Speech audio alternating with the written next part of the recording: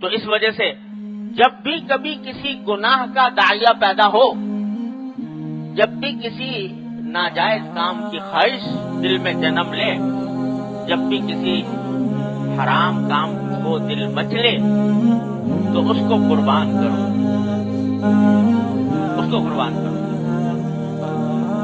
مثلا جب زندگی گزار رہے ہو تو لوگوں کے ساتھ اٹھنا بیٹھنا بھی ہے، مجلسیں بھی ہیں، اور مجلسیں گرم کرنے کے کا ایک لازمی حصہ تقریباً یہ ہے کہ اس میں کسی کی غیبت ہو جائے گی، اور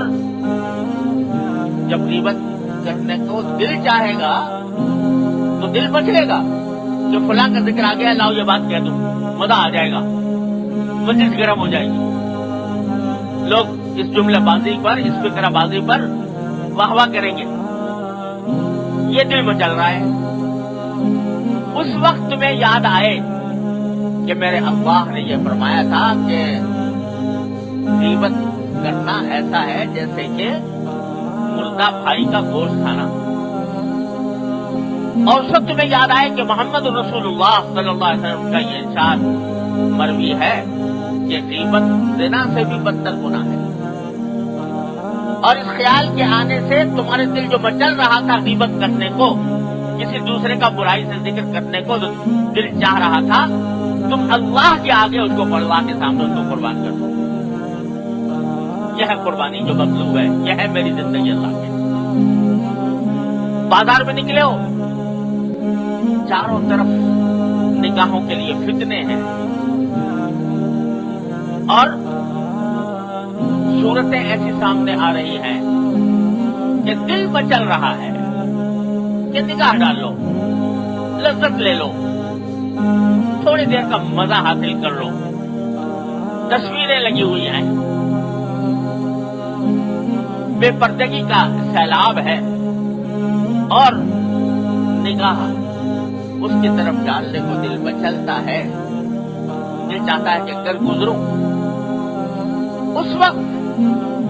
تمہارا امتحان ہے کہ تمہارا جینا اللہ کے لیے ہے کہ نہیں ہے، اللہ کے لیے ہے یا اپنے نفس کی خواہشات پوری کرنے کے لیے ہے۔ اگر اللہ کے لیے ہے تو پھر یہ جو تمہاری خواہش دل میں پیدا ہو رہی ہے، اس کو کچلنا ہوگا، اس کی قربانی دینی ہوگی، اور جب قربانی دو گے تو پھر یہ کہنے کا تمہیں حق حاصل ہے کہ میری زندگی اللہ کے لیے۔ تو بات صرف بکرے کے گلے پر چھری پھیر کر ختم نہیں ہوتی، گائے کے گلے پر چھری پھیر کر قربانی نہیں پوری مکمل نہیں ہو جاتی، بلکہ یہ سکھایا جا رہا ہے کہ محیایا و مماتی للہ رب العالمین، جینا مرنا بھی اللہ کے لیے ہے، کہ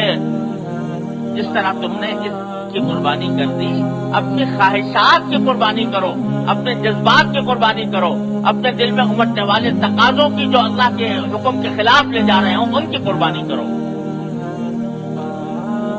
تو اس قربانی کرنے سے تمہاری زندگی اللہ کے لیے ہوگی، اور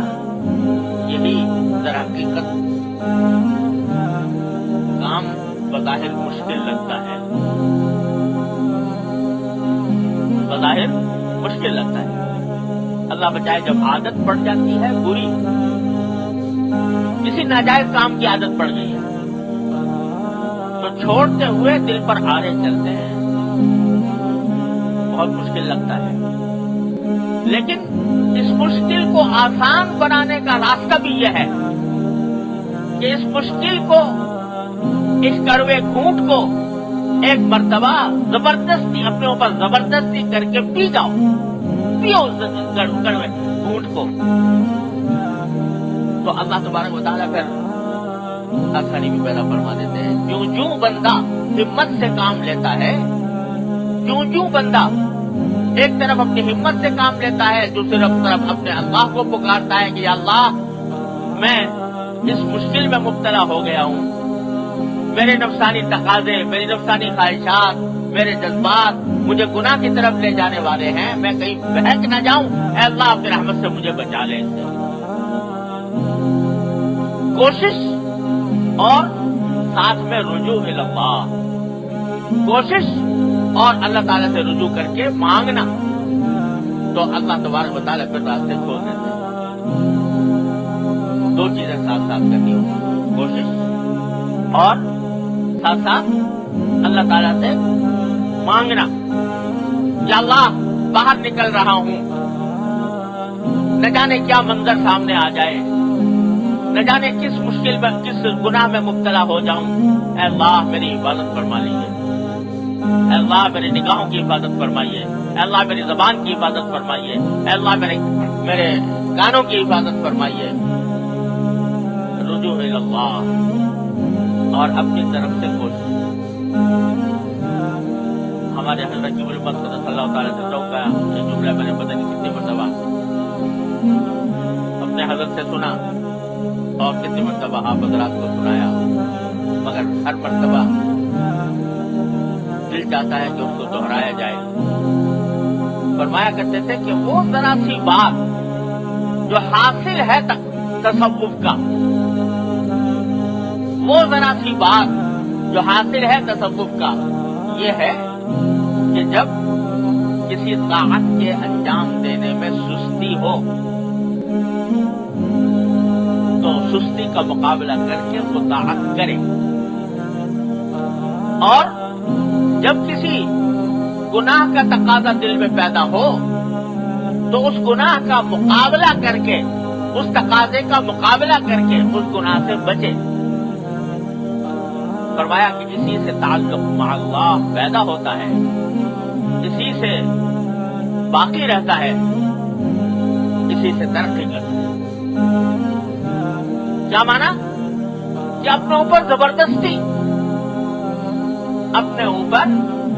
زبردستی، طاعت کے کرنے کے لیے زبردستی، گناہ سے بچنے کے لیے زبردستی،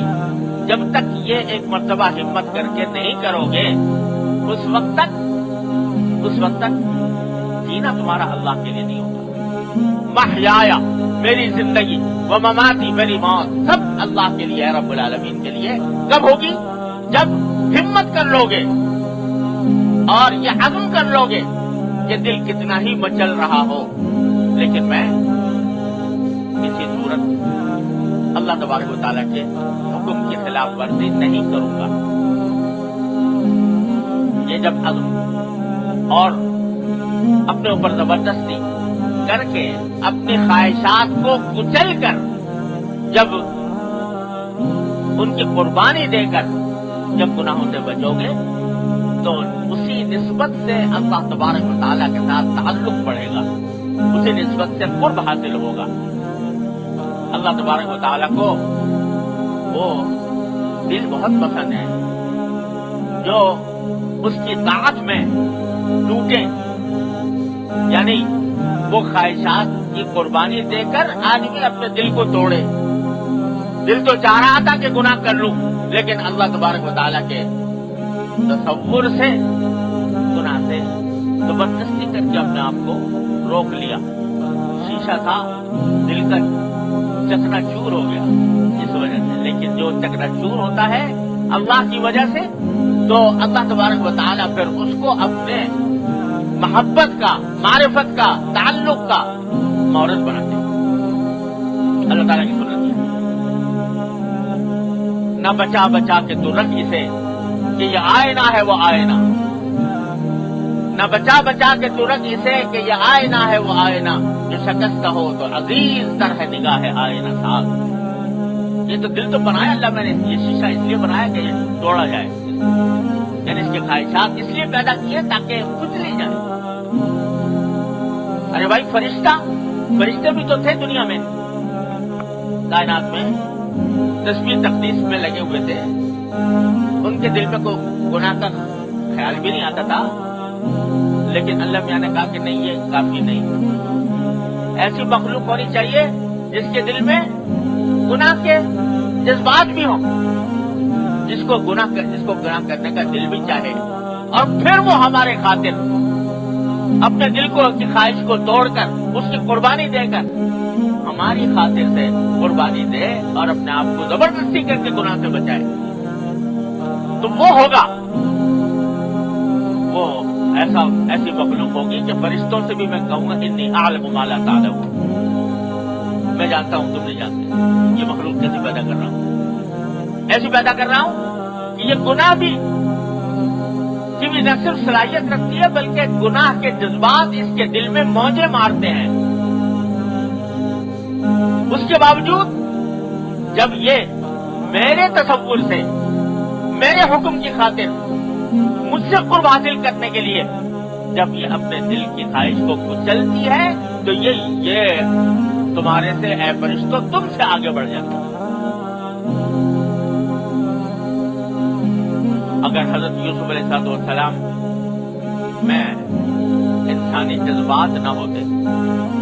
لقد ہمہ بھی نہ ہوتا، ہمہ بہا نہ ہوتا، کچھ خیال ہی نہ ہوتا، کوئی تصور ہی نہ آتا گناہ کا، تو کیا فرق، کیا کمال تھا کہ گناہ سے بچ گئے؟ ارے کمال تو اسی ہوا کہ لقد ہمت بھی وہم بہا، خیال آ گیا لیکن لولا ان رأى برہان ربی، پروردگار کا برہان دیکھ کر رک گئے۔ کس طرح رک گئے؟ کس طرح رک گئے کہ بھاگ کھڑے ہوئے۔ مولانا رومی رحمۃ اللہ علیہ فرماتے ہیں بھاگ کھڑے ہوئے۔ کیسے بھاگ کھڑے ہوئے کہ معلوم تھا کہ سامنے دروازے پر تالے لگائے ہوئے ہیں زلیخا نے، دروازہ بند ہے، راستہ نکلنے کا ہے نہیں، لیکن یہ سوچا کہ میرے بس میں اتنا ہے کہ باغ کا دروازے تک چلا جاؤں، تو اپنے حصے کا اتنا کام کر لوں کہ دروازے تک باغ کے چلا جاؤں۔ چلے گئے اور پھر پروردگار کو پکارا، الا تصرف عنی کیدہن اصب الیہن واکن من الجاہلین، پکارا تھا اللہ اگر آپ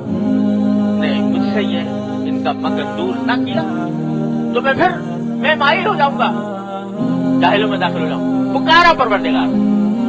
اپنے حصے کا کام کر لیا، دروازے تک پہنچ گئے اور پھر پکارا اللہ کو، یا اللہ یہاں تک تو میں آ گیا، آگے بچانا آپ کا کام ہے۔ تو کیا ہوا؟ جب بندہ اپنے حصے کا کام کر لیتا ہے تو اللہ بھی اپنے حصے کا کام، دروازے ٹوٹ گئے، تالے ٹوٹ گئے۔ مولانا فرماتے ہیں کہ گرچہ رکھنا نیست عالم را بدید، گرچہ رکھنا نیست عالم را بدید، خیرہ یوسف وار بھی باید دوید، اگرچہ اس دنیا میں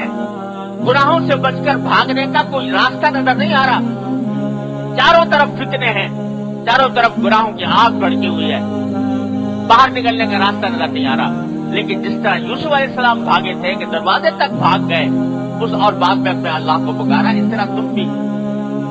خیرہ یوسف وار بھی باید دوید، اس طرح دوڑ کے تم بھی چلے جاؤ اور پھر پکارو اللہ، تو اللہ تبارک و تعالیٰ پھر انشاءاللہ بچائیں گے تم۔ لیکن یہ عزم کرنا ہوگا کہ دل پر چوٹ مارنی ہے، زبردستی کرنی ہے،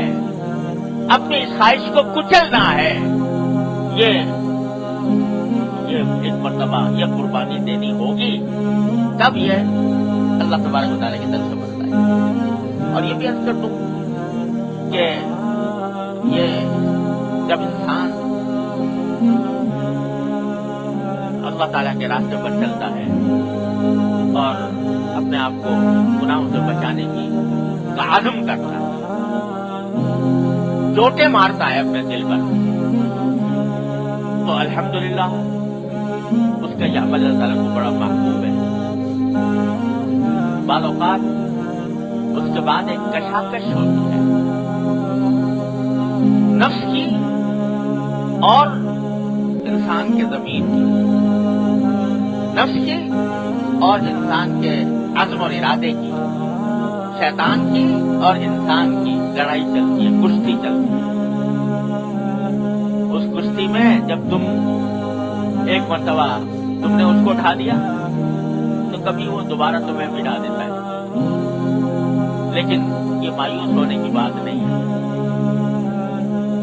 پھر دوبارہ تم پھر وہی عمل کرو گے तो दोबारा उसको ढा दोगे।